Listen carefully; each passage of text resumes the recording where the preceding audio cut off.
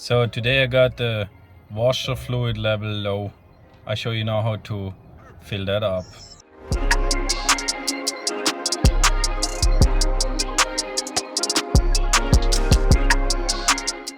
So first I need to open the frunk. Pull 2 times. Now you gotta open the hood. And here that's where the windshield wiper fluid goes. I put just any brand. I will put some recommendation in the video description. Probably helps you if you use a funnel, which I don't have.